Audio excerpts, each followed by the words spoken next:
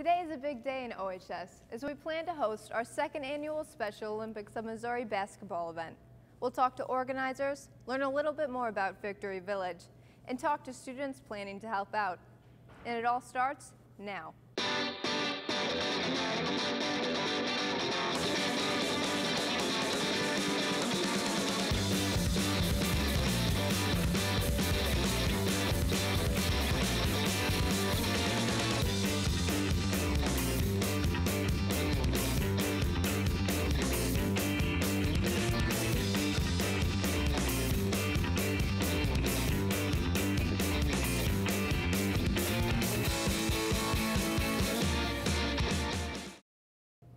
Welcome to this exclusive edition of Eyes on the Tigers, Channel 97 News. I'm Molly Kohler, and I'm standing in the Commons of OHS where this event is about to take place.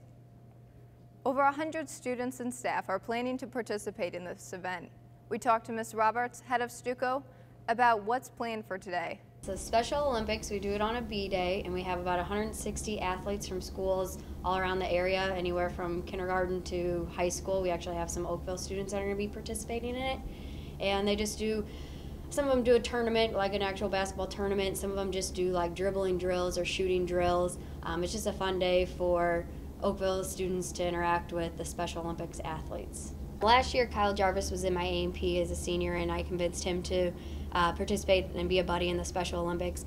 And the very next A&P when I saw him, he told me how the kid that he was paired up with was a younger kid, and his parent was there and that his teacher was there, and was saying how he never really smiled. He was always kind of down and a sad kid.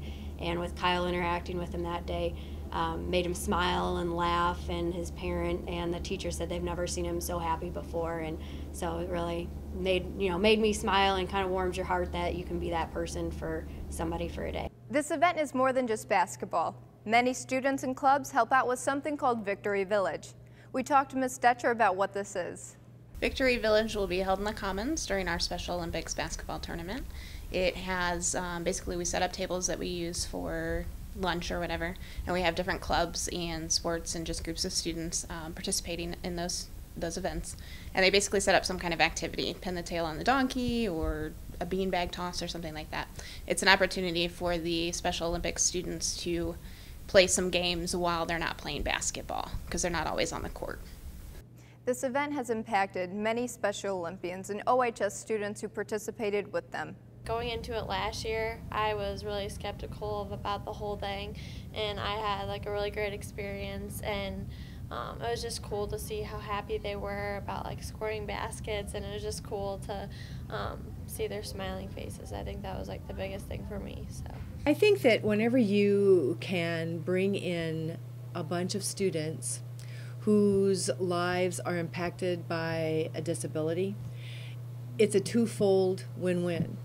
Those students get the ability to come in and to have a great time and to participate in sportsmanship and camaraderie with students who are also learning from them in terms of being responsible for that person and being able to give back to that person something that maybe they haven't had since the last time they participated in something. So I think that whenever we can, as a school, help an entire group of people, whether that's kids that are special needs students, or whether that's adults or elderly, whatever we can do as a collective group to make their lives better, it also makes our lives better.